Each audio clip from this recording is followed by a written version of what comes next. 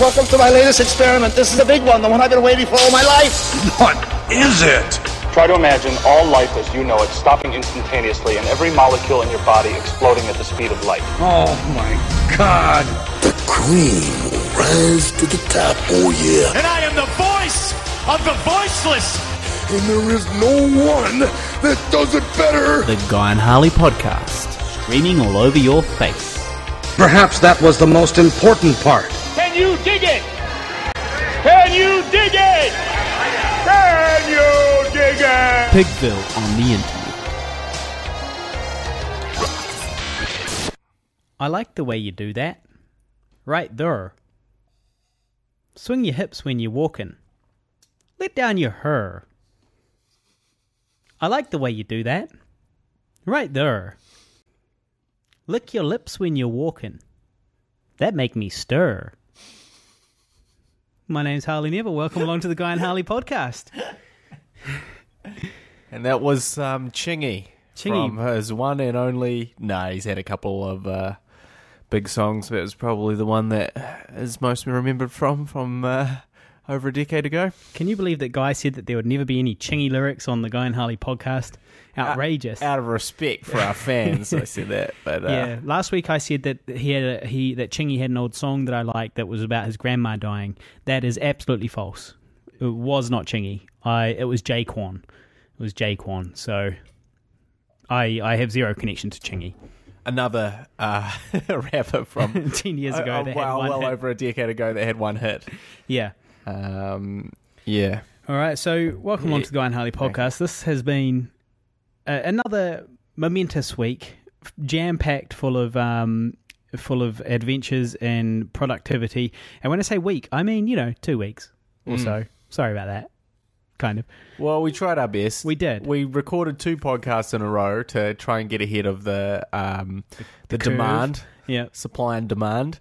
But the problem was that then I had to still edit the podcast, and then I didn't have any time to do that. So I ended up just releasing it at the next time I had some free time. Just 2 weeks after the Oscars had finished. Yeah. So, the Oscars special. Also, let's just clarify Oscars special. We did receive some serious feedback about my faux pas. Yeah. My Oscar faux pas. It turns out that I made an Oscar faux pas as well. Disrespected Hollywood royalty, Harvey Keitel. Yeah. Well, no, I disrespected Warren Beatty by calling him Harvey Keitel. Well, you disrespected Harvey Keitel by suggesting that he was the guy up there. For a start, it shows that you don't know what Harvey Keitel looks like. And they look kind of similar now, to be honest. And They're secondly, both guys in their late 60s to early 70s now. Well, all people in their late 60s to early 70s do look exactly the same, to be fair. Especially white people. Yeah. It's funny, I did actually notice that when I used to work on a cruise ship, when I first started working on the cruise ship, it was like all passengers sort of in their 60s, white, English, and I used to talk to them all and have a chat with them, and I knew them all some of them by name and that type of thing, and they all knew who I was, and then after, no shit, like 2 weeks, they all looked exactly the same to me. I forgot didn't know their names, didn't know anything about them. They just looked exactly the same to me. And it's that it becomes easier to realize how people could dehumanize people in like the Holocaust and stuff. Because I was just like, all these like fucking fat old white people. Shut up, you fat old white people. Yeah, my heart would sink every time they'd talk to me. Yeah. so yeah, look, at a certain age, people do start looking the same. Especially white people. But that was a pretty bad mistake on my behalf. I mean, I've read a book on Warren Beatty. I've read a book about him. So at least I got his movies right. That's the undefendable thing. But Harvey Keitel, now, just Warren to clarify, Beatty, just to be sure, he was the guy that was squealing like a pig in the woods. No. That is Ned Beatty. Oh, his brother. No. Oh. Well, I don't know if they're brothers, actually. I never thought about that. I don't know if they're brothers, but Ned Beatty was also the guy that played Lex Luthor's sidekick in the original Superman movies. And apparently there is actually a story about like how Ned Beatty, because obviously he was the Squeal Like a Pig guy. In Deliverance. Great movie. If you guys have not watched Deliverance, I highly recommend it. It's something that you need to watch, if only to understand the pop culture references. Yeah, and just a great thriller. And, I imagine what happens to many New Zealanders when they venture too far into the bush.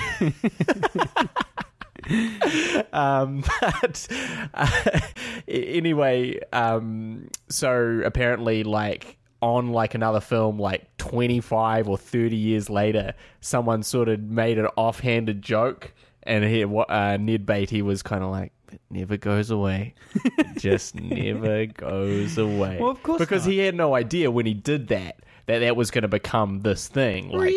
He knew, all he knew was basically your gay rape scene in your thing. You're like, "Look, I'm just a gay rapist. I'm going to do some molesting now, and I'll leave it at that." Yeah. And then that's what he becomes, is that. So you could maybe become the gay molester. But he was the squealer, right? Yeah, he was the rapee, not the rapist. Exactly. He was being being sodomized by some local hillbillies, who made him squeal like a pig. Hence that scene, which is super harrowing, amazing scene, the amazing acting all round. But unfortunately, that just kind of then just everyone identified with him as that. But anyway, Warren Beatty didn't have that problem. He was the most handsome man in Hollywood. He started producing his own films. And then now he's just an old man. But and to be clear, in the previous episode, you suggested that it was Harvey Keitel reading out the wrong best movie winner in the Oscars. It was Warren Beatty, and it wasn't actually Warren Beatty. It was Faye Dunaway who was with him. But it was funny that you were like that. I was like, I don't know who that old man is, and you were like, that old man. Harley, I was Hollywood royalty, Harvey Keitel. And Harvey Keitel, also to clarify, is probably, you remember him from Pulp Fiction. He's the cleanup guy. Yeah, in Pulp Fiction. I do remember that. He's also in Reservoir Dogs. Yes, he is. He's Mr. One of them. Yeah, he's one of the colours in Reservoir Dogs. And also he's in fact, we should just put this on record as well. Harvey Keitel is most famous for getting his knob out all the time in films. Right. He gets his knob out in The Piano, if you'll recall, Harley Newell. That classic where he gets his knob out in The Piano. And the other one is Bad Lieutenant, where he also gets his knob out. I highly recommend both films. Particularly Bad Lieutenant, not the remake starring Nicolas Cage, Bad Lieutenant New Orleans or something, or it's kind of like a sequel. I don't really understand it, but anyway. What are you playing the piano? The main guy? He was I think he was a Maori guy, playing a Maori guy. He had a moku, I'm pretty sure, that falls in love with the main chick. Oh, it's been too long since I saw it. It's been a long time, but anyway, 100% remember his knob in that one. So if you want to see that... that weighty piece of meat. Was it a weighty piece of meat? Well, I think he enjoyed getting it out because, it was nothing to be sniffed at. Yeah. I mean, it was substantial. Yeah. Yeah. I mean, it is a flaccid penis. It's very hard to tell, where it's going to wind up. Yeah, I mean, some of them, when they're flaccid, they just grow an inch. Yep. But they're already really big when they're flaccid. And then some of them are really small when they're flaccid and they grow 6 or 7 inches. Which is what you were claiming on the zombie film. which is what happens to me, guys.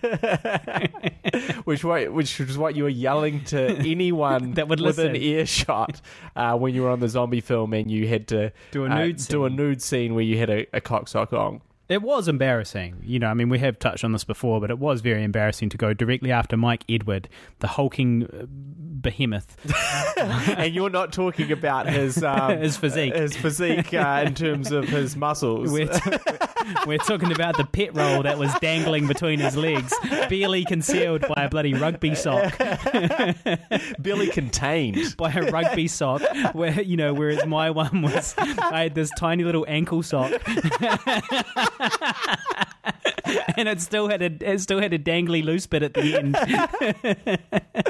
Well, look, not even kidding. I felt for you on that one because honestly, it was very cold too. It was freezing. It was cold. It was absolutely freezing. It was Dunedin winter. Dunedin winter. Now, Dunedin is a city at the bottom of the world. It's one of the closest cities to Antarctica. It's pretty close. It's in the scheme of world cities. It's pretty south. It's also probably true that when you did your scene, because there was a gas heater, right? Yeah. That we had on, but I feel like it was on for their scene and everything was actually quite toasty when we'd shot their scene, and it wasn't on for your scene? No. We had to keep on turning it off because it was too noisy, and that must have been the same for them too, because it was super noisy. So you could turn it on for 2 minutes in between takes, but of course it achieved nothing. And then you'd go over and stand next to it. I went over a few times and stood next to this giant kick-ass gas heater. And waved your wang in front of it. Waved my wang in front of it. Yeah, shouting, wake up! Shouting, this is your time to shine!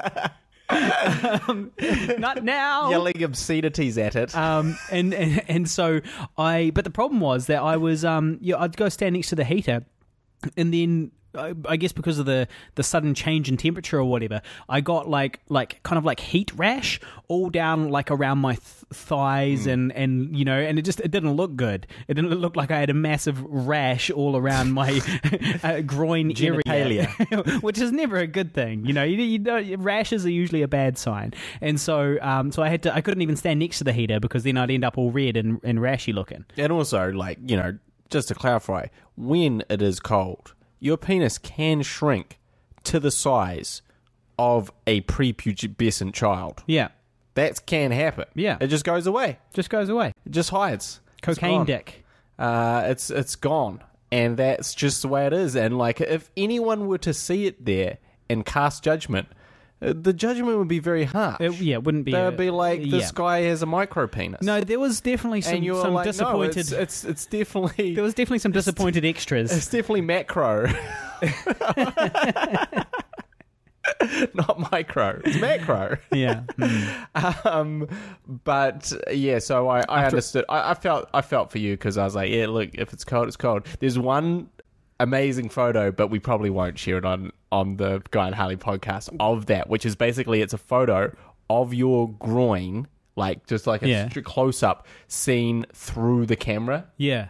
When you didn't have your hands over it. Yeah. Because obviously your hands were covering it to give the impression that you were completely naked. Yeah. And there is a photo of that with which was a mistake because the character Wesley was being a stand-in on a film set at the time of his nudity, so he would have been wearing a cock sock. So I shouldn't have been hiding it as much because that's actually a very funny image. If we had just done a full frontal showing the cock sock, it would have been pretty humorous, I think.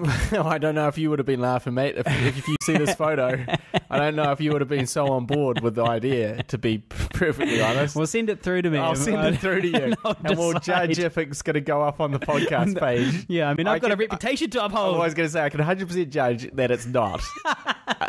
Just too minuscule? Just too laughably tiny? Well, it does look comedic. It does look comedic in that particular situation. Almost like it's a prosthetic mini penis. Yeah, I can't have any rumours getting out that I've got a tiny macro penis. Micro. But yeah, so you're right, but then also we would have had to kind of create a boner penis under the sock. It would have been quite hard to do. I could have been hiding the boner penis. Yeah. But even that, I probably could have... I was thinking later on, I mean, this is only interesting, I guess, for people who have actually seen I Survived a Zombie Holocaust. So if you want to know what we're talking about, go out and see I Survived a Zombie Holocaust. If you're in America, it's on all your big channels. It's on TMC, AT&T, Showtime, Xbox, PlayStation, Amazon, all of those places. It's all there, so go check it out. If you're listening elsewhere, it's probably on your iTunes. Go check that out. And if you're in New Zealand, you can buy a personalised signed DVD direct from us, the filmmakers, by going to facebook.com/ISAZH. It's everywhere except where everyone would normally see it. On Netflix. Yeah, don't bother looking there. Don't worry about the only place everyone watches everything anymore, because that's not where it is. Yeah. So I did also think it would have been Now, I actually been meaning to talk to you about this scene in I Survived a Zombie Holocaust. This is a bit of a tangent, but the bonus scene in I Survived a Zombie Holocaust is actually a remake of sorts, a rehash of an older joke of ours from our web series, The Project, which we've spoken about before on the show, which is hilarious. Go search Pigville, The Project, and watch it. And in that, I actually feel like we pulled it off better in The Project. It was way better. And there was now, of course, we had time constraints and all sorts of problems, and so there's various reasons why we didn't get it the same in I Survived a Zombie Holocaust, and why we did it funnier in The Project. In The Project, we had a full day to shoot one scene. Yeah. In I Survived a Zombie Holocaust, we were constantly behind and had a few probably takes. had about an hour to do that scene. And it was reshoots. We had to reshoot it as well. Well, that's the thing. So you shot twice. Yeah, we shot it twice. Yeah. And the second time, I had simply incorporated this as like, oh, well, we're missing half of this scene as well. Let's quickly try and get it when we're actually scheduling to reshoot other things, not this in particular. So it was a real... So Harley, now that it's 2 months later and actual freezing cold winter now, come here, get naked. Yeah, that was it. When we shot with Mike Edward, maybe it had been the first time the weather was okay, but when I went back the second time, it was later and it was even colder. But I hate to break it to you, I'm pretty sure the photos from the first time. No, but okay. Anyway. Moving on. Look, the point is that I did think about that scene afterwards, and I realized that part of what makes it so funny in The Project is that we show the boner. Yeah. And it's hilarious, and he's there trying to deny that he's got a boner, but he blatantly has a boner poking it through, in his undies, bulging in his undies, and it's funny as fuck. Yeah, and also like the physical comedy of draping a towel on it. Exactly, yeah. So there's a lot of hilarity there. Well, I think that physical comedy of putting a towel over it in The Project in I Survived a Zombie Holocaust could have been the equivalent could have been the sock. It just would have been really funny to have a cock sock over an erection, I just think that would have been like pretty hilarious. Boners are funny, guys. Boners are funny, and we could have really, really done that. But it's just that's some of the issues we faced when making the movie. But also, I made a conscious decision because realistically speaking, The Project is that's unrealistic comedy in a way that you would just sit there with it out, whereas you would be trying to cover it up. So we went with the choice to cover it up in the zombie film for realism, but it did compromise the humor to some degree. Yeah, I just think it would definitely, wasn't as funny as it could have been, but still funny. People do still enjoy it's not angry. It's not raging. It's not angry at anyone. If anything, it's happy. It's a happy little look. Anyway, or whatever the line is. Yep. Now, look, this episode, we went on a boner tangent there. We do that sometimes. We definitely do that sometimes. But I did just... You were going off on a boner tangent in your room when I knocked on your door. The other week. Can we move on from... Can you stop bringing that up? Can you stop bringing that up? I was very hard at work in there doing important Pigville stuff. I was writing my notes for the Guy and Harley podcast. This episode, we better give a shout out to our benevolent sponsors. Okay, so this episode is brought to you by your girlfriend Shani. Yep. She paid $100 to put towards the monthly fees that we pay to keep this podcast up. The fees are, I can't remember what they are. I think they're around $15 or so, yep. And so that's actually quite a lot of. That's more probably about a year worth of stuff, which is great. Okay, but also Chuck Black. Now Chuck Black is a long-time listener on YouTube. I don't know if he listens anywhere else, but he listens on YouTube and he often comments. And I got a donation the other day into my PayPal account for $50.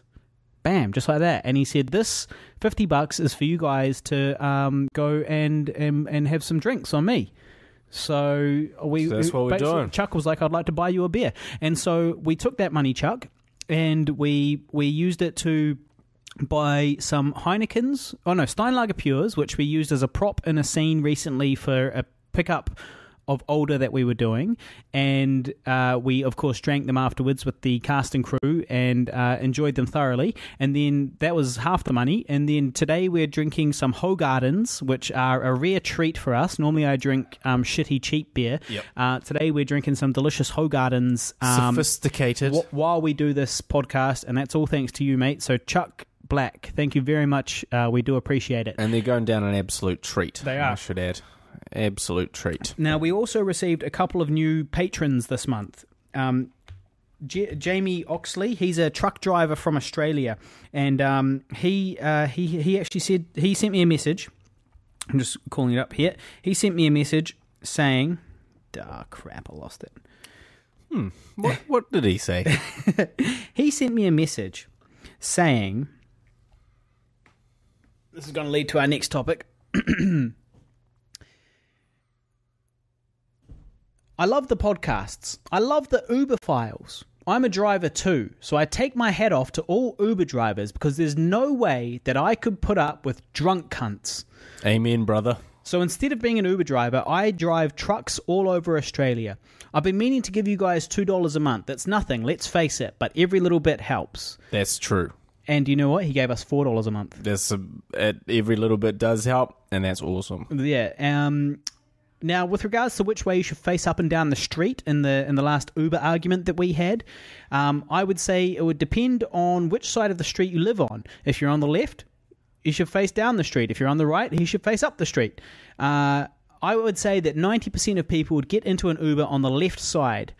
Anyway, I hope that keep up the good work, mates. And your podcast makes my long nights of driving trucks in the outback all that more fun. Jamie, thank you very much. And, you've conjured a whole new world for us there. Like, it's great to imagine people off doing things while they listen to this podcast. This guy is driving the roads. He drives truckloads of rubbish from one side of Australia to another to go to like a landfill or something. And I imagine, in my head, I don't know if it's true, but I imagine sometimes it's the middle of the night and he's just going down that long open desert road into infinity. Listen to the Guy and Harley podcast. So thank you very much. It's a romantic notion. Yeah, that's pretty cool. But it just conjured a whole thing. I was like, wow, Australia, the outback, these long sort of stretches of, like, deserted highway, and he's just nothing but the kangaroos to keep you company. Yeah, and who's that guy from Wolf Creek? Mick. Yeah, someone. Yeah, I met him not that long ago. I met him at Screamfest. I don't know if I told the listeners that, but Mick from bloody Mick, Drongo. Mick from that show, Wolf Creek. Wolf Creek, yeah. The two movies, Wolf Creek, and a TV show. Has it become a TV show? Yeah, that's what I watched at Screamfest in LA. I watched the Wolf Creek first 2 episodes. It's pretty good. I didn't have any major complaints. You didn't fall asleep? I didn't fall asleep. And then I met him afterwards and got a cheeky photo.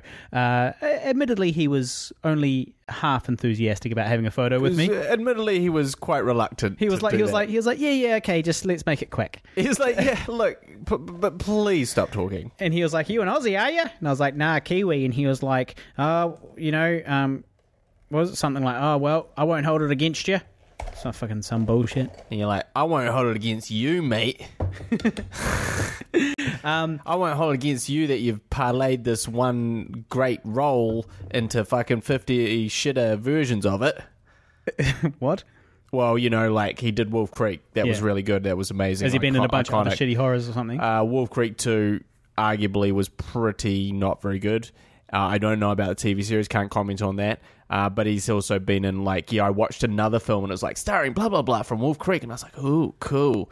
Not cool. Yeah. Can't remember the name of that horror, but wasn't amazing. Right. Okay, well, we did have another new patron this week as well. Sadly, I did not write down his name, but I will shout him out next week. But so anyway, our Patreon account is now up to $25 a month. Now, sure, it's not $1,000 a month, like Viva La Dirt League. Okay, but it's a pretty bloody good start. It bloody is. And $25 a month in New Zealand, that's like 30 or more. So my dream is for it to get up to the point where it's paying for our insurance cover of our camera gear. equipment. Yeah, that's about 90 something a month. That's really chewing up the old funds at the moment. Yeah.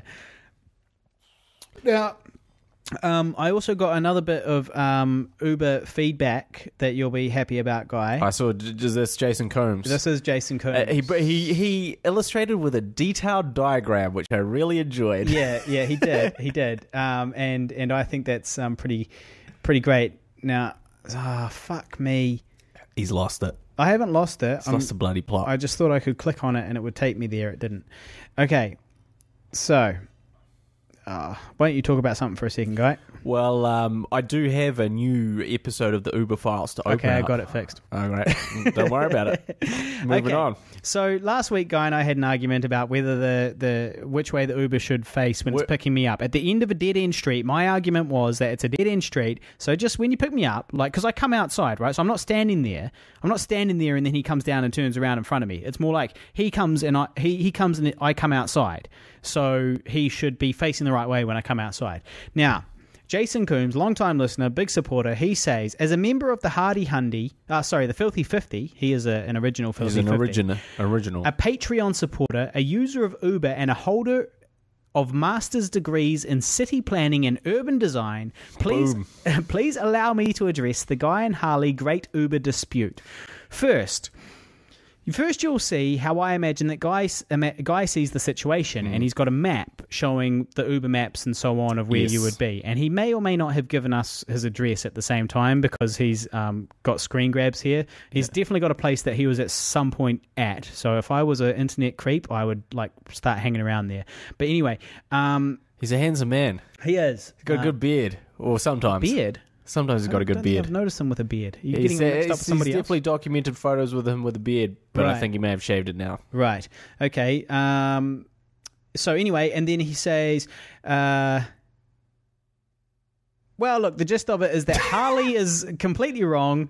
I must side with Guy because he then has diagrams showing what I would see from the street level and so on. And look, the gist of it is that Guy is right, Harley is wrong. Always go to where the pin is. Do not try to take any initiative. Don't take initiative in work. In the workplace, never take initiative. That's the lesson here.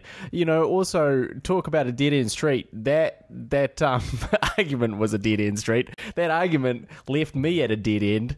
And also the funny thing about that Guy argument, was so rage-fueled by the end of it that we couldn't even finish the podcast with a final topic. He couldn't get a word out. I was defeated. I was 100% defeated. Like, in life, I was defeated.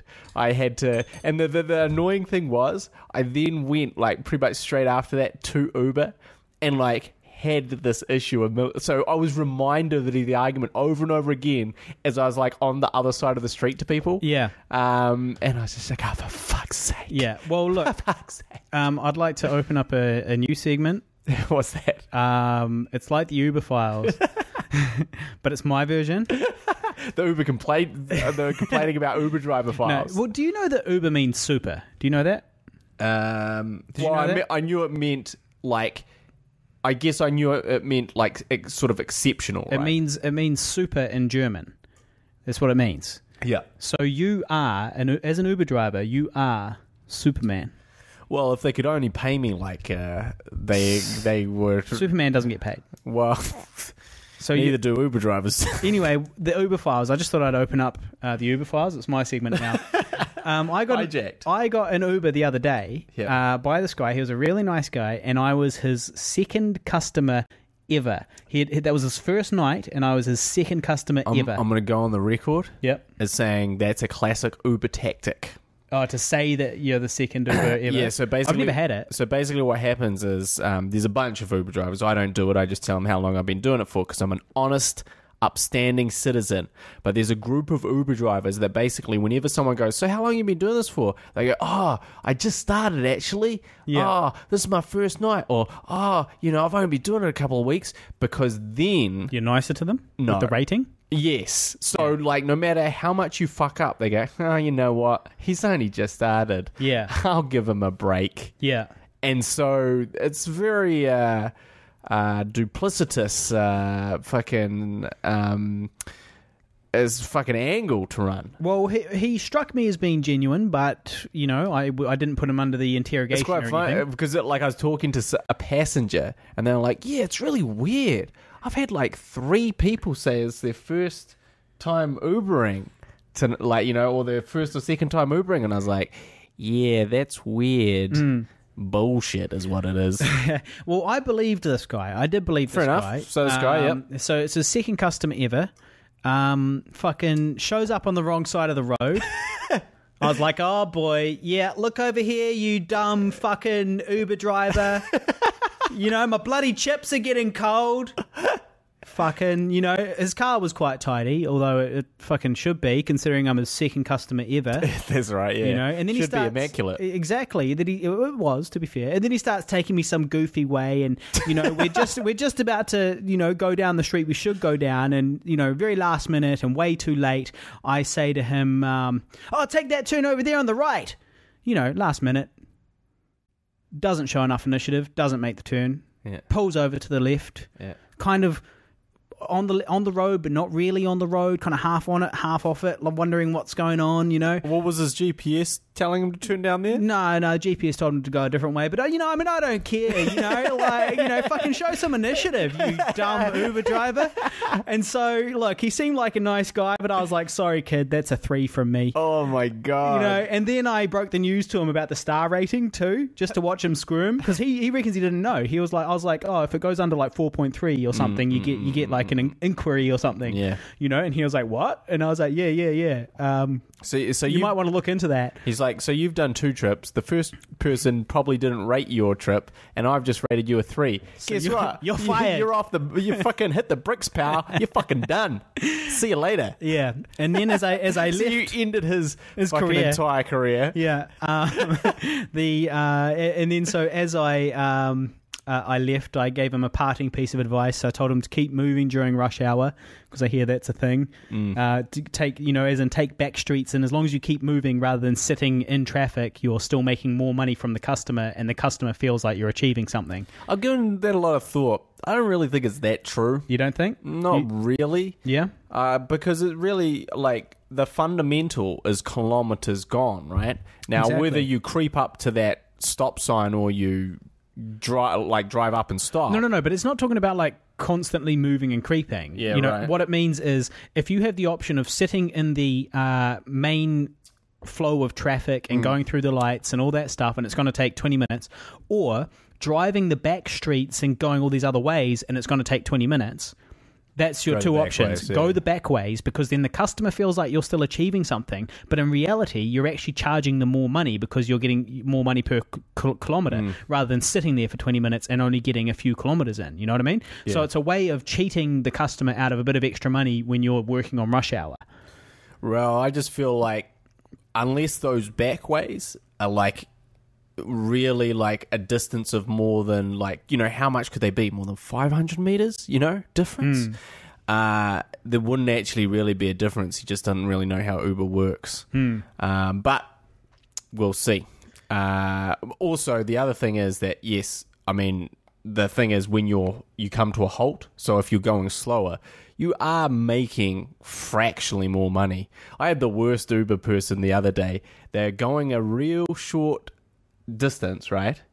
But you were in an Uber, you mean? No, I was taking someone. Okay. It was sort of, and it was also one of those ones where I was like, oh, I'm just wrapping it up. Should I take this extra ride? Oh, I was going to go home, but yeah, sure, whatever. So pick them up. Immediately, they're like, oh, can we stop at McDonald's? It's the stop at McDonald's, man. Now, stop at McDonald's, that's a bad thing for you as an Uber driver, The stop at McDonald's will kill your ass dead. Kill it dead. Because there's 2 things, right? One, around the time that people stop at McDonald's, 2 a.m., 3 a.m., 4 a.m., that's when things are likely to be sort of surging. Yeah. So, but you've picked them up on a non-surge. Yeah. You've just picked them up.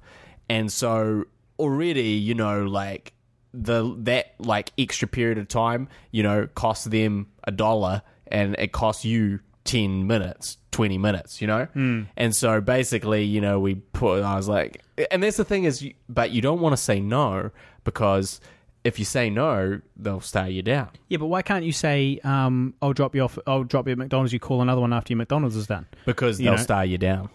Right. That's the thing is well, then they have to call another Uber, then they have to wait for another Uber. Whereas, yeah, well, fucking sort your fat ass out and get your McDonald's before you fucking call the Uber home, you dumbass. Well, it would be lovely if people thought like that, but they don't.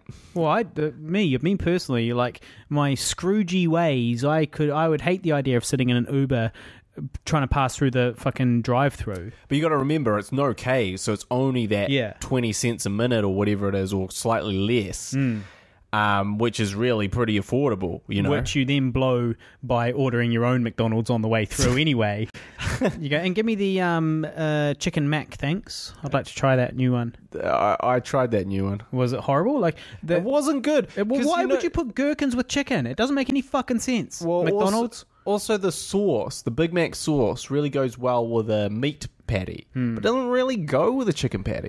And you know, the McDonald's mayo is good stuff. Well, I've got a confession actually about McDonald's. As a man who refuses McDonald's and auditions hates McDonald's with a passion, and screams about guilts me whenever you see like a McDonald's wrapper around the house. You're like, I'm like, guy, whose is this? Yeah, you're like, you. Have you seen? Do you know anything about this McDonald's wrapper in the bin, guy? You just like being a pathetic piece of shit that hates the world, don't you? Oh, well, look, I'll tell your grandchildren that you didn't even try. Yeah. Okay. So anyway. So I had McDonald's twice. No, but now to be fair, it was when I was road tripping down to Tongariro to be a gay rapist. Yeah. The lady I was traveling with wanted to stop somewhere, and I was told I didn't even try to talk her out of it. I was like, fucking A, McDonald's, because I was hungry at the time. Yeah. And so on the way down and the way back, I got the exact same combo twice. Which was what? Well, it's even worse. It's even worse than that. If I'd gotten chicken, right, I could feel bad about it. Mm-hmm. But, I even worse than chicken, I got beef. I got Mighty Angus. Oh, the old Mighty Angus. It's like pretty solid burger. Why don't you just it's a good burger. Kill the world and then spit on its grave, Harley. Just and do it twice. If the shame of the first time wasn't enough, just go and do it twice. Do it twice. Now, speaking of inhumane cruelty and so forth, there has been a scandal here in New Zealand recently because a brand of free-range eggs has been found out to be not actually free-range, and the guy behind it all was actively lying to the public and lying to the distributors of these eggs. He was going and getting he was selling his brand as free range eggs, but in reality he was buying battery eggs from somebody else and then packaging them in his in his brand, and then sending them out to the supermarkets. And so millions of eggs that were sold at the free range price to people who are conscientious consumers that want to support free range as an industry have actually been facilitating and funding the battery hen eggs through this guy. So he's really he's really done a number on people that thought they were conscientious consumers here. Yeah. I posted a rant about it on Facebook. As you do. As I do. It has been a very successful rant. A classic successful Harley Neville troll/rant. The articulate complainer, as you like to call me. Oh, yeah, that's right. And so yeah, it's been a resounding success. If you want to go check it out, go and check out his rant on Facebook. Facebook.com and just fucking search Harley Neville. You'll find me, add me, I'll accept you, and I will love it. Now, anyway, I did catch a bit of flack from some people. A truck driver, actually. Not to be mistaken with our previous truck driver who is environmentally conscientious. This is Daryl from the internet. He says, "Whoa, I wish people would show the same passion about things like the sheer horror and trauma that innocent children suffer in bullshit warfare like Syria and Darfur. I'm glad to see that chicken's rated so highly." To which I replied, "He's here, everybody. The guy that thinks that because there's starving kids in Syria, we shouldn't help chickens in New Zealand." That he was not happy about that. It was a solid reply. He was not happy about that. And this is a bit that I liked. Harley Neville, you just stick to saving chickens, sunshine. Maybe we could airdrop you into Aleppo with some chickens and we'll see how long you last. I was like, what? What? So anyway, I just thought that was funny. Yeah, so moving on. Well, these Facebook rants are designed to provoke a reaction. And he was a truck driver from Mosgiel. Yeah. Yeah. He was probably delivering some of those eggs, maybe. Well, who knows? Could have been. No, he certainly didn't. I guess that's the thing, isn't it? It's a bit of a problem, isn't it? This whole idea that, if you're worried about something, it undermines worrying about something else. Yeah. Oh, there's not enough room in my mind to worry about starving kids in Syria and chickens in New Zealand, so therefore I'm going to do nothing about both. Yeah. Also, if you just had if you just only worried about one, that would still be a lot better than worrying about none. Yeah, exactly. I did get another piece of feedback from another dude. Harley Neville, flush the dunny and move on. Caged or free range, eggs taste the same. Well, it's true. They do taste the same. But it's like, his name was Anthony. It's like, listen, Anthony, you fucking idiot. We're not talking about taste. We're not discussing taste. We're talking about whether it's immoral or not to leave small animals in a tiny cage for the entirety of their lives, which it is. It's immoral. So regardless of flavour, like, regardless of the egg flavour, which is true. They do taste the same. Thank you. And the very fact that I bought these eggs for many years, which I was kind of annoyed about. I was buying these free range eggs for quite a lot of years, and the fact that I bought them and didn't go, hey, you know what? This tastes like a cage egg. But to be fair, I also never really bought that bullshit either. People are like, oh no, you can totally tell the difference. Really? I can't. Yeah, that whole organic, non-organic thing as well. Yeah. Everything just, a cucumber tastes like a cucumber. It does. Maybe it's got more pesticides and stuff. Maybe it's got like some cancerous agents in it that you don't know about, but you can't taste those. You can't taste them. Yeah. They're just working away in your system, creating something horrible, but you don't know about it. I do think it's a bit silly. Yeah. Although I guess, I don't know, does some produce taste fresher than others organic? I've never noticed a difference. But also I've never noticed a difference between like this whole idea that like, oh, if you eat a real healthy diet, like if you have like, a chicken salad, that's going to give you so much more energy than a BK feed, Like I've never subscribed to this idea. Like the food goes in, it creates energy. Your shits might be worse, but ultimately it has the same effect. One's just worse for you than the other. I reckon it's a placebo effect. I reckon that when you eat healthily, it does make you... Well, no, hang on. Let's not get too crazy. First things first. Eating healthy is healthier for you. Exactly, and food is fuel, but there are different calibers and qualities of fuel. There's absolutely no doubt. So if you're eating healthy long term, it's definitely going to be better for you than eating bad. For your life. Long term, Yeah. But yeah, but like on the day that you have that chicken salad versus the day that you have a BK chicken meal, I really feel like they give you the same amount of get up and go to the next thing. Get up and go to the toilet. In the case of the BK. Well, there's the thing though, is like I've had long extended periods where I've been eating really well. And I've had long extended periods where I've been eating like absolute shit. And there is very little difference except the size of my gut. Right. There's not, it's not like, oh man, I feel so sleepy. Although it does take you more energy to carry that extra gut around with you. So therefore you have less energy because you're using more energy just to move and do the basic things you would do if you were a little bit lighter. But even that being said, I never noticed that either. When I'm like 5 kg lighter, I don't notice, like, I'm not like, man, I feel amazing compared to when I was 5 kg heavier. I'm just like, man, I want a burger. Well, honestly, I am. I'm like, man, I really miss BK. I remember when I used to eat that. That was nice. I even miss those cream donuts from across the road. They were good. So, yeah, lots of good topics. Lots of good topics. So my Uber files, just quickly.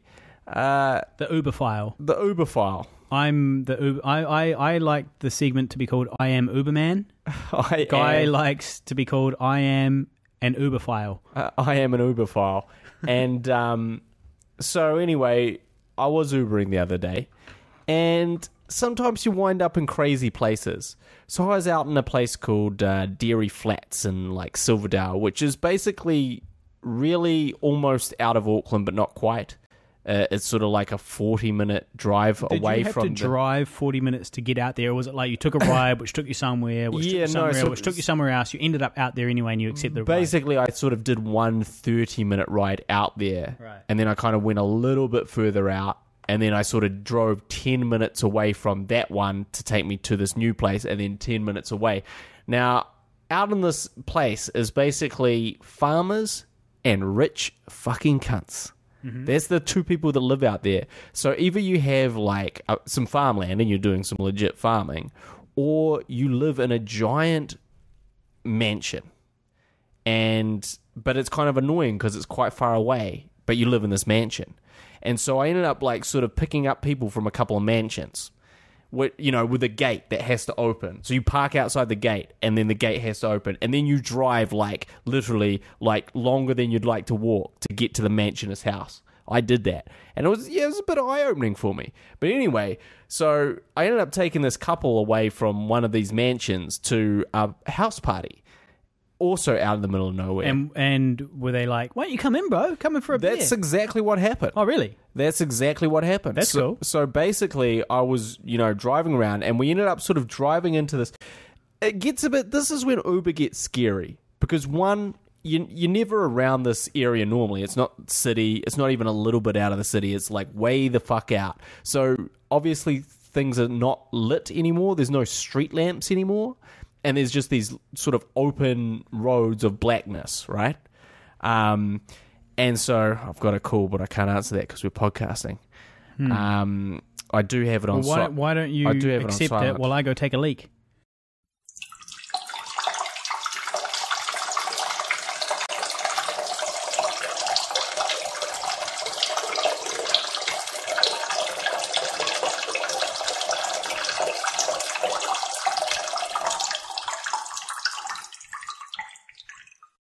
So we're back from that little episode. But yeah, basically, so I was out in the middle of nowhere in this rich kind of area, and they sort of took me down, it was like a driveway full of private homes, which again, as a common lower class citizen, I didn't even know these things existed. Yeah, like little private neighborhoods. Yeah, it was an actual private neighborhood. And I was like, what the fuck?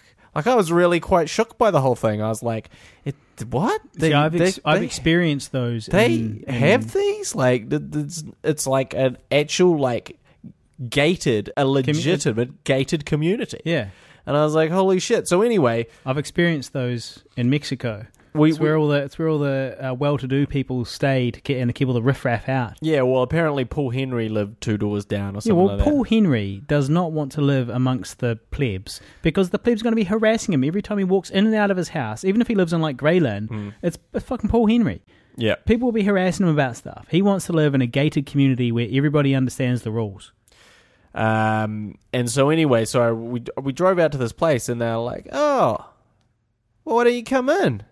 And I was like, yeah, I've kind of got to get back on the road. You definitely should have said And they're yes. like, no, come in. Just have a couple of drinks. And I was like, I do have to get back. And they really tried. They really tried to get me in there. I would have said yes. To me, I was like... Well, what did they describe these people to us? They were just kind of like rich, middle-aged folks, basically. Was it a couple? Yeah. And, was she hot? I mean, not super hot. No, I'm just wondering for the listeners. For the listeners' perspective, no, they were. We're just trying to paint a picture for the listeners. Just a regular, insanely rich, schlubby middle-aged people. Couple, yeah. And so, but I was just like, I felt like I was walking into Eyes Wide Shut in that secret sex society. Well, that's kind of what I thought that party was. All the more reason for you to have said yes. And I was just going to walk into all these masked people fucking. Yeah. But probably rich, middle-aged white people fucking. Yeah. Super rich, middle-aged white people. Yeah. Well, look, I really feel like this was a missed opportunity for a few things. One, but how interesting story for the podcast. It's an interesting story, right? Interesting story for the podcast. 2, potentially just an interesting story for your life. 3, you might have met a benevolent patron of the arts that is like, oh, so you're being an Uber driver, pay for your directing. As he was bumming me with his mask on, he was like, "Oh, you're a filmmaker, right?" Yeah, and I'm like, "Yes, I am. Yeah, I do independent filmmaking." Yeah. Well, look, mate, that's it's all part of the business. That's all the part of it. occasional sodomizing is part of the film industry. That's true. For any aspiring creative, there's a story that was brought up recently. There's a sodomy quota that Will Smith basically sodomizes people. No, I was going to say got sodomized by Uncle Phil, but essentially not Fresh Uncle Prince Phil. of Bel-Air, in order to get the role. Rest in peace, Uncle Phil. But no, more that he basically sucked off some big shot producer for a role. Like, Right. you know, right at the beginning, like, you know, something like Bad Boys or No, there's absolutely no Yep. way that the Fresh Prince of Bel-Air needed to suck somebody off to get into fucking Bad Boys. Let me make to this get Fresh Prince of Bel-Air is when you would be sucking the I dicks. think it was a movie producer, though, and I'm pretty sure he did. Like, well, that's the thing, is like someone wrote about it, and normally if it's not true, they obviously try and sue that person. But no suing has happened. Almost Right. like it's like, yeah, well, of course he did do that. Yeah, but lack of denial is not, you know, acceptance of guilt. That's true, but it's apparently like a widely insider Hollywood story. Well, look, I was in the office of a producer when I was in LA. What the hell is this? I just topped guy. We ran out of beers. Chuck Black. We drank those 4 beers far too quickly. Yep. They're all gone now, so we had to resort to my staple, which is a very cheap Australian wine called Ormond Rich Ruby. It's a sort of a very sweet port-style wine that you serve at room temperature. Not too bad. It's not too bad. That's why I drink it. It's a red wine, but it's very sweet. Drinkable wine. Yeah. And it's only $10. Pretty reasonable. Now, anyway, where were we? Sodomy. I was going into this. Producers. I was going into the sex party. You were going to the sex party, but yeah. before that, I was in the office of a big Hollywood producer when I was in LA. The guy from was it CBS? Is that what I said it was? Yeah, I think it was so. CBS. And I got a personal meeting alone in his office with the door closed. And look, I did kind of wonder if I should offer him a blowjob. I thought you go, I did kind of suck him off. I did a little bit suck him off. And wasn't it huge? It wasn't. You know? I couldn't make him come, so it didn't really count. So, but I just complete sucked blowjob. him off marginally. Yeah. No. But I did wonder if I was like, all right, what do you do, Nevs? What if he offers you a role on CBS's latest hit? You go, I'm butting you in your pants now. Is this the done thing? Is this normal or yeah? So anyway, I gave him a freebie, and it didn't lead to any roles. Heard from him again. So you've just compromised your soul for that. He doesn't reply to my emails. Yeah, but I did suck off a producer from CBS. So I guess the lesson here is that if you want to be successful in the industry, get good at sucking people off. Yeah. Because if you do a bad job, you end up in Harley's position. Exactly. It's all the negatives with none of the positives. So, get really good at blowjobs, do a bit of practice. It's not that hard, but there is, practice with your friend. A trick to it and a technique, and, be ready for that opportunity to seize it and become part of one of the Hollywood greats. Well, to be honest, right, if the Hollywood greats like Angelina Jolie and all of these kind of like these well-established celebrities. Will Smith. Okay, Will Smith. Would you think less of them if, say, they had like struck up a deal, they sucked a dick? Of course I would. Just once or twice. Yep. Just to get the roles. And then that gave them the opportunity to do all the great work. To show their true talent. Yes, and all they had to do was behind the scenes... discreetly choke down a fat one. Yes, Harley, I would think less of them. Oh, Mr. Morals over here. Almost up on his high horse. Yes, Harley, I would think substantially less of them. Okay. What about this? You have an opportunity to get a role on CBS. Yep. Hypothetically speaking. It's a total hypothetical, not related to the conversation you just had. And it's going to be tens of thousands of dollars in your bank account, possibly more, and huge exposure and massive opportunity for you to be on one of the main principal characters on a CBS show. And the role is yours. All you need to do is discreetly suck a cock in an office at CBS. Well, my answer is... What was the question? Would you do it or not? Oh, no, I wouldn't do it. Of course not. You would say no to that opportunity, that exposure, those tens of thousands, and you would say, no, sir, I appreciate the offer, but thanks, but no thanks. While I really appreciate the offer, no, I'm going to have to walk away from this one. Look, I think I'd just... Chow down. I think I just suck that dick. To be honest, like it's 5 minutes work for a career. right? That's true. If you look at it that way, that's true. Yeah, and I guess that's the way Will Smith looked at it. I guess so. I wonder who that producer was. Do you know who that producer was? No, I think that story does go into kind of detail of which producer it was, but I could be wrong about that. Right. It was only based off a podcast I heard that this thing happened. So. Well, look, if there's any high-powered producers listening and they would like a blowjob in return for a major role on a major show, Harley will do it. I just want to let you know that I will do it. So good to know. And look, honestly, there is probably going to be a beer lover out there who is a big shot producer. Yeah. So you've got a real chance of making your dreams come true, Harley Neville. You've got a real high chance. You've just got to find that person to help you live your dream. Okay, good.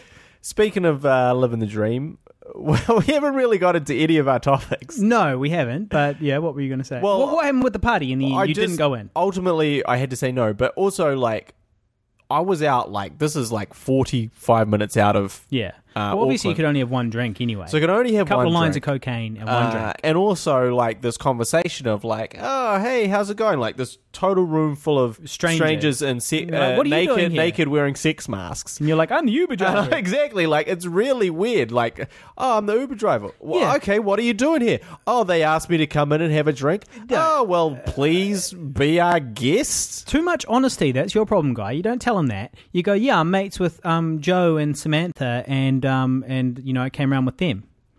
And they're like, oh, cool.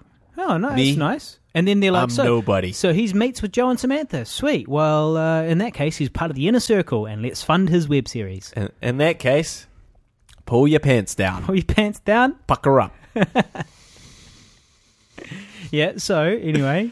I left it, but I did think it was just quite bizarre because what would have happened had I had said yes in that gated community? You will never know. I know. I'm happy to not know. No, I would have been like, come in for a beer, why not? But also there is this problem, is like, I do have to work a certain amount to earn, like, it's all well and... Well, yeah. It's all well and good to Okay, but one beer, 15 minutes. Walk in, have a beer. You know, if it's not cool, you don't hang around. If it's cool, well, maybe you knock off. Maybe you knock off for the evening. If only it was that simple. If only I was in a position of wealth where time was not of the essence. Well, exceedingly cool. Like a very, very cool party. Like, as in, like, a massive opportunity for you. It turns out there's just all sorts of opportunities left, right, and centre. Paul Henry's there. You're bumming Paul Henry. Paul Henry's bumming me. In a mask. And we're just good party. having pleasantries about the biz. By the way, I really disagree with your political views. I take great exception. Yes. All right. So what was next? So we moved on from sodomizing Paul Henry. What's next? I guess we should talk. Well, you know, I mean, I've got plenty. I did have an audition the other day. Oh, good for you. And how was it? I hope it was fucking good because it's useless now, isn't it? Fuck's sake, man, you're amateur. Which I got. I actually got the role that I auditioned for. Wow, good for you. Good for you, my friend. That's good. And how was it? It's useless now because you've got the role. So... so I got an audition. It was for a television commercial, of course, where I'm playing, this is weird in itself, but, you know, you've got your lucky socks. Mm-hmm. I've got my lucky blue checkered shirt. Mm-hmm. Also, I seem to be cast as a kind of hick guy a lot. Right. So, like, my first and only ad was for tourism, and it was basically like a South Island couple come up and see the bright lights of Auckland, and they're really amazed, and he's a bit dumb and doesn't really understand, like, the sophisticated nature of Auckland living. It was an ad for Auckland. To be honest, it didn't go down that well because it really implied that, you know, people from the South... People who were not from Auckland were dumb. Dumb as shit and uncultured and didn't understand what ordering at a restaurant meant. It's funny because you are from the South Island. You know, it was funny. So you were betraying your kin. And, you know, honestly, it worked in the sense that, you know, I've got a more South Islandy accent. I don't know if we could share... I don't know if the link is still up to that Probably been taken down by now. Well, you should have downloaded it, you rookie. Oh, I think I did. download all my ads. I think I did, but it maybe you've lost the time. Who knows? But anyway, so that was I was playing that, and now I'm playing a quote-unquote rural dad.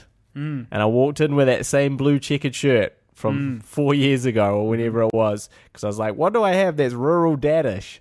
This blue checkered shirt. Yeah. What is a rural dad, and how do they look different from a suburban dad? No, they definitely wear checkered shirts. Absolutely, that was your gut instinct was correct. in the rural areas of New Zealand, it's pretty much checkered shirts or shirtless, checkered shirts or wife beaters. So I can only assume that the checkered shirt is what won me the role. But anyway, so that's good. That's a bit of money, and so the new thing. So what's the new thing? I guess you can't really say what the new thing's well, for. I don't know if I can really. But you've landed an ad. I've landed an ad. When are you shooting? Films tomorrow. Tomorrow? Yeah.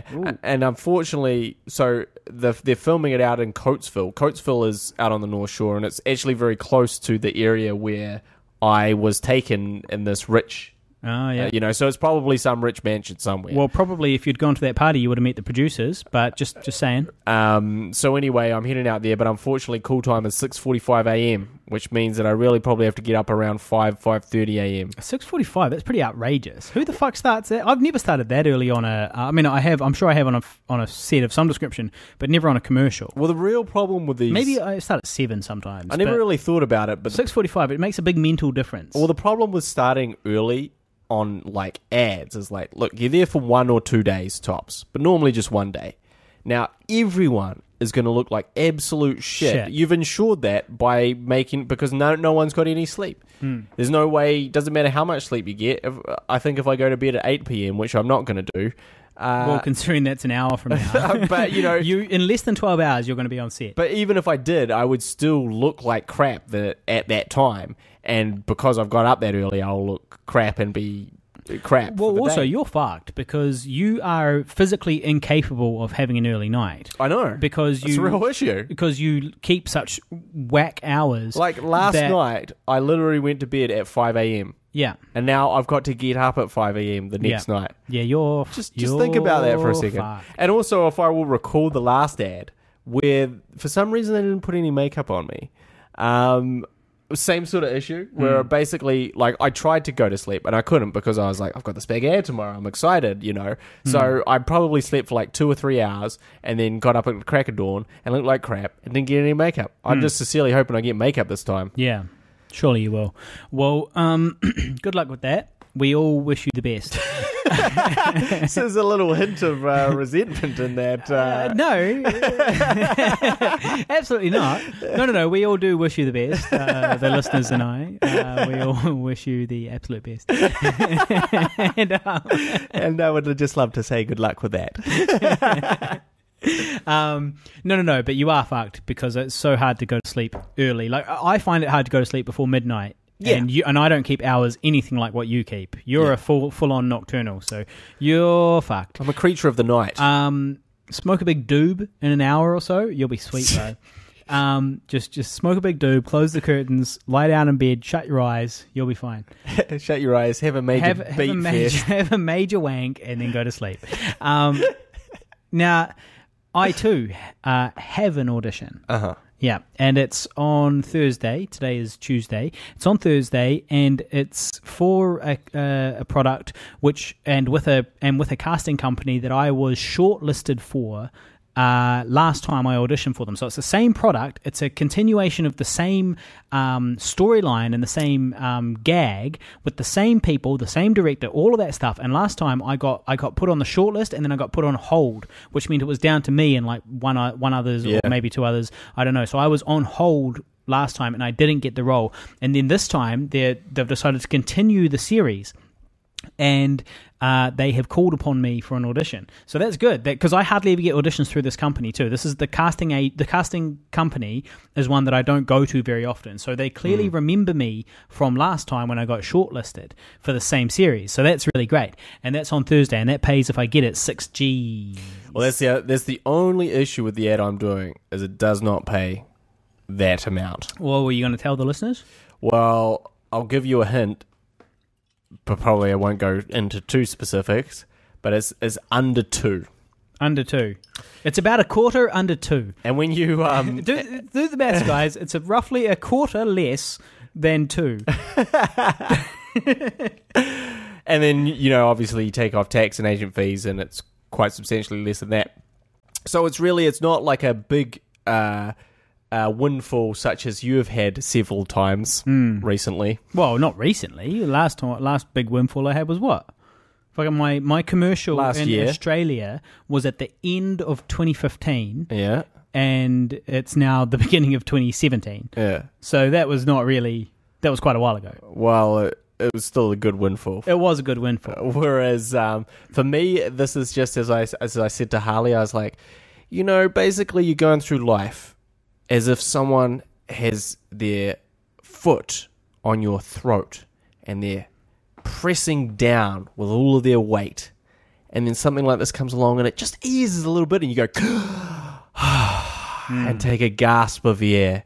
Sweet relief. So that's what it'll be for me in my current financial situation. Sweet relief. Okay, well, speaking of those financial situations, if the listeners do want to help out, remember you can, there's 2 ways to do it. Go patreon.com and search Pigville, and you can give us $1 a month, and that really does help us. It all adds up, and we're hoping to one day build that up to $1,000 a month, just like Viva La Dirt League. Now, if we got $1,000 a month to create content, right? Well, that would basically cover a lot of expenses, and we'd have a little bit left over. But we wouldn't be living at large or anything like that. But the foot wouldn't be on the throat. It would definitely help. So if you guys want to help us, go to patreon.com and search Pigville. If you don't like the idea of giving us $1 every single month, you don't have to. I've got another option, which is you go to paypal.com. All you need is my email address, harleyneville@hotmail.com, right? And you can give us. You can put in, say you put in $8, a one-off $8 deposit, and you go, here you go, buy yourself a beer, right? Yeah. Because also I will quickly $10. add that probably half of that fee will go directly to, I've got to buy a new hard drive because I'm running out of space for all filmmaking stuff, and also to buy some new RAM for the computer because basically my computer's RAM, some of it became defective. I had to take it out. I have not been able to afford to replace that RAM, which means that it runs very slowly as I edit things. So, it's not all shits and giggles, kids. So, that's good. You can help us in that way. And what else was I going to say there? Well, move on to the next topic, probably. Yeah, probably. Oh, that's right. I just wanted to say we have been really active lately with our filmmaking. We shot a new... Now, we probably should have brought this up at the beginning of the show. Well, we were planning to. we literally went on an hour-long tangent. We got sidetracked for an episode of the show. and covered none of the main topics. So we had 2 major shoots recently. Well, not that major, major-ish. One was our new web series called Immi The Vegan, and we have teamed up with Immi The Vegan. With Immi The Vegan, and she's a listener of the podcast and an old school friend of ours, and we have been talking for a while about shooting this new web series, which Immi wrote and Immi co-produced and handled all the nitty-gritty and fiddly stuff, and we attached our name to it. Guy directed it. I had a supporting role in it, and I helped Immi produce it. And we had the shoot, and it went very, very well. It was... Let me just check who's calling you. We're men of in demand, but I'm not going to answer that. So anyway, it went really well. We had the shoot. We assembled a crack team. It was so crack. It was better than the team we normally assemble. Yeah. It kind of was. We had a very experienced DP who his recent film, The Catch, his latest film, has just finished its New Zealand cinema run. His name is Bertrand Remau. I don't know if you say Remo? I don't know if you say the T at the end. Rimmel. You He's definitely French. don't say the T. Yeah. And we got another fella, Shamir, a Mexican guy that we've never worked with before, but we were hoping to get him on board to do sound, and he did, and it was awesome. And just generally speaking, everybody that was involved was experienced and good. We had a great cast, and all in all, it was, as far as I was concerned, a very smooth shoot. But now I left early. I left after my role was complete. No, it was a very smooth shoot, very easy shoot. We did have a little minor calamity in that the DP was delayed by a few hours. Oh, yeah. So call time was like 3 p.m. Yeah. But it was more like 5:30 p.m. by the time he arrived. Yeah. Not through no fault of his own. He's an in-demand man, and he was coming from another set in another city, in Wellington, and his flight was delayed, and so... It's just the way it is. That could have been tricky, but fortunately, I'm a jack of all trades, so I just He's picked a jack up... off of all trades. I just picked up my camera and... our camera. shot a bunch of the start stuff myself. Yeah. Now, a lot of directors couldn't do that. Yeah, we stayed on schedule. A lot of directors would just go, well, I guess we'll just sit here and wait. But through being the independent cinephiles that we are, that was not the case. And we finished actually, well, I personally say an hour early. I thought we were going to finish at 3 a.m. We finished at about 2. Sweet. Well, that should be has a deadline of March 31st, and it's the beginning of March now ish, and that's going to be edited quite hastily, and then it's going to be submitted for funding under this new initiative called the New Blood Initiative, which is a New Zealand funding grant, and if we make it into the top, I think, well, I might be just 100% making up this entirely, but if we get into the top 6, right? Is that the top 6 pilots get played on TV, and then the public votes for the one that they want to get the $100,000 funding to do the rest of the season. Now, I could be absolutely making all of that up, but that's what I thought was going on. Maybe it's just on their TVNZ on demand. On demand, and then people vote there. Yeah, maybe it doesn't go on TV. But so anyway, that's what that was for. So the great thing is it's got a quick turnaround, so it won't be too long before hopefully we have something to share and show around for that. The other thing we shot possibly our final pickups for Older. And when I say possibly, I mean definitely not.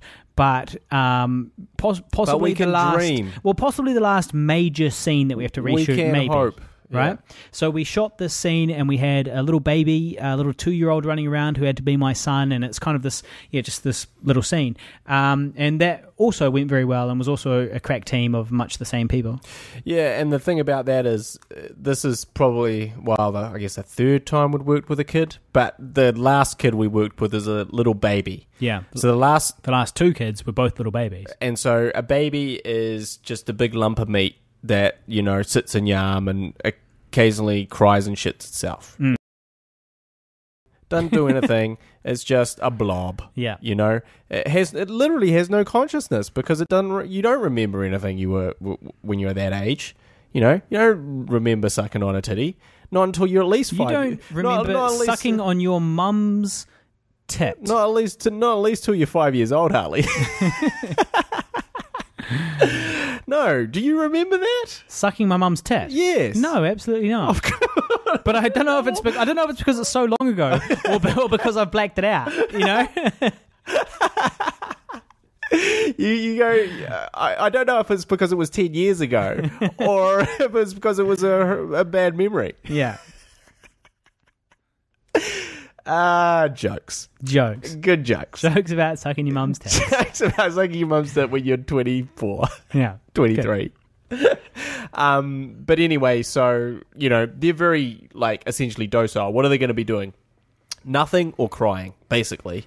So they're very quite... Easy to work with. Relatively easy to manage unless you want them to do something... Specific, like start talking.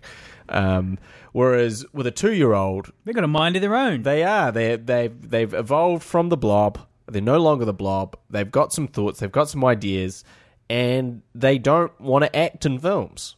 They don't want to do that. That's not like... a 2-year-old is not dreaming of being the next movie star. He doesn't even know what a camera is. He's dreaming about titties. And he is dreaming about sucking on titties. That's a priority for him. He wants to suck his mum's tits. That's what all that's on his mind. That's one of the things that's on his mind, for sure. The other being, like, I guess, whether he's bored or not. Those are the really two things. So, you know, obviously, it's hard enough to get real actors to do what you want. It's hard enough to get real actors to stop sucking on their mum's tits for a second. It's hard enough to get real actors to blow you in their office. and step into the world of, hitting marks and all that stuff. But obviously, with a little kid, a 2-year-old kid, it's all trickery, you know?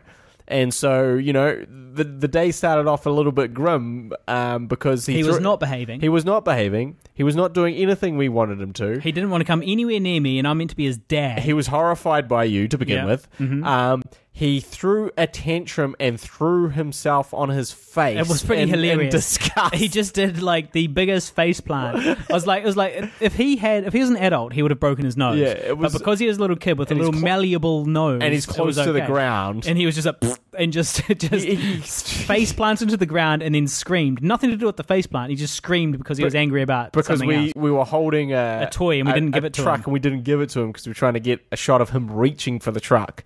So he face planted in a rage and then threw a little tantrum, and I was like... It reminds me of last week's episode of the podcast, actually, at the end there. It was, actually. There's definitely some similarities there. Definitely some similarities. So anyway, and we were like, oh boy, like, how's this going to go? But then he sort of lightened up, and we tricked him with some marshmallows, and obviously the new thing now for all kids to... Look, don't want to take care of your kid properly? Just play him something on your phone. Mm-hmm. That's all you need to do. It's all you need to do. It's really made parenting, iPads and like iPhones have essentially made parenting a breeze. Whereas before it was very hard because you'd get, well, they're a breeze in the sense that they're making raising your kid easier, because when there's a problem, we need to cook dinner, what do? You sit them in front of the iPad and you say, play with this. And they love it. They absolutely adore it. I've seen it. They go mental for it. It's like crack. Love it. This is the equivalent of crack for that's kids. the problem. The problem is that it is literally like crack in the sense that it releases endorphins, you know, and so they're getting endorphins from this relationship with the screen, whatever screen it is. And then they start calling the iPad dad. And then that's a problem. They grow up, and I just don't know. Like, they might be. I mean, I'm addicted to technology, so I'm wondering imagine if I had it from when I was fucking 2. You know, like it's. Yeah, at least you'd be computer literate. An interesting generation of people coming forward. A curious generation. Now, look, I need to go. Well, that's fine. We should probably wrap this up. It up. But anyway, the kid did ultimately play ball, and then Harley had to do some quite tricky acting, because he basically had to occupy this kid's sort of like keep him from having another major meltdown while he sat on your knee, while also delivering my lines, and also, you know, waiting for the camera to be set or the camera to be ready, or like for it to be, and like changing angles with this kid. So it was very difficult stuff. Have you looked at the footage at all? I've had a little look, but I haven't analysed the takes as such. Right. But acting opposite you, I was like, in my head mentally, because I only had one. I had quite an easy job in the sense that I only had to say one line, and then I had to give the fingers to my girlfriend. Mm-hmm. You know. Mm-hmm. Which I'm very familiar with. Mm-hmm. So I just remembered the last time I gave my fingers to my actual girlfriend, and then I recreated that moment. Yeah. And it was quite authentic. Yeah. So anyway, so you had to do all the heavy lifting, quite literally, because the kid was heavy. Yeah. And squirming, trying to get away from you. Mm-hmm. And hot. He was hot. Yeah. To hold. He was making me sweat because he was heavy and hot. And so anyway... Mums everywhere, my hat is off to you. And dads. Stay-at-home dads. Yeah. But anyway, so you had to basically just do your lines a bunch of times while holding this kid and hoping that he didn't... And you were acting across from me. Yep. We're like, Harley, you're kicking ass and taking names. Yep. Good. I did not verbalize that. No. I just thought it in my head. You're like, Harley has known me for long enough that he will mind read my director feedback and know what I want.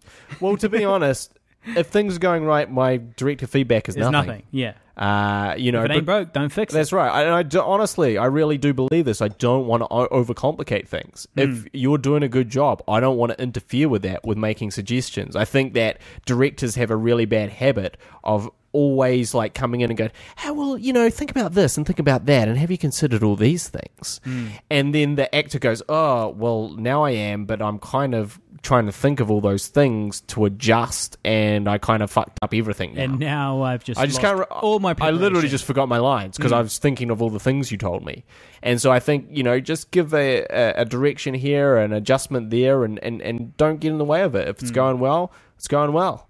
And it was going well. And it was going well. Good. So if any of the Hardy Hundy would like to cast me, that's a recommendation from Guy Pigville. Works well with babies. Works well with babies. And toddlers. Now, speaking of getting cast by the Hardy Hundy, I've had a couple of roles through the Hardy Hundy. It's a pretty good system. I've had 3 roles. I haven't had any directing jobs through the Hardy Hundy. Well, you haven't been asking either, have you? I've been asking the listeners to give me roles. Now, well, so I'm asking... Paulie Edzer, she gave me a role. Sam Wheeler, he gave me a role. The guy down in Tiamudu, I did this last time to him. I forgot his name last time too. You're a horrible human being. He's a really nice guy, and I got along very well with him. I know, he's a nice guy. You're a horrible human being because you can't remember his name. Well, I desperately need a piss, and I'm a little bit distracted. But and I also was in another role for a music video through the Hardy Hundy, and I'll definitely remember later your name. And anyway, I have a new one. Yeah. I might have a role, thanks to a Hardy Hundy listener. His name is Bernie Rao, and I might have a role in a feature, I think it's a feature film, shooting in Wellington in April. So that's pretty exciting. I might be going down there. Now, I have reason to believe that when I say going down to Wellington, I mean I'm making my own way down to Wellington, and just as I made my own way to Hamilton for the other role. And you're sleeping on our friend Nick Larson's couch. Yeah, or a rat-infested sleep out outside. With the mice running up the curtains. But anyway, that's a possibility that might be coming up. And then another thing I have also potentially coming up is a role in Rarotonga. Now that will be cool if I get that. I got asked to be in the film. It wasn't an audition, but I had to come along and do a table read. And I was expecting just a normal table read, as in everybody, all the cast are there sitting around the table. We're all reading our roles and seeing how we get along. But actually, I got there and it was just the director and I, a guy who I'd never met before, and I had to do, it was essentially an audition. He told me it was not an audition. I didn't need to memorize the lines. It was a table read. And then I get there and he was like, okay, cool. So I'm turning on the camera now and do your lines. And also you do have to suck my penis, naturally. And American accent. Yep. And I sucked his penis more as a safeguard. Yeah, that was. He didn't actually ask. He didn't ask. You just thought you would before he asked. You would do it. Preemptive. Yeah. I'm a very enthusiastic actor. You see. Yeah. And so anyway, it was really weird, and I really didn't do my best work. And I don't know if I got the role, but I hope I did. So potentially, there's a role coming up in Rarotonga in May. So that'd be fucking awesome if I got it. Raro's a nice place. It is. Well, I've never been, but I believe it. I'm sure it is. All right, I really need a piss. And we really need to get out of here because it's been an hour 20. And I'm going to poetry right now. It's poetry live night, so I've got to go. Hopefully you won't get heckled. Hopefully I won't. Hopefully you won't have to suck any penis.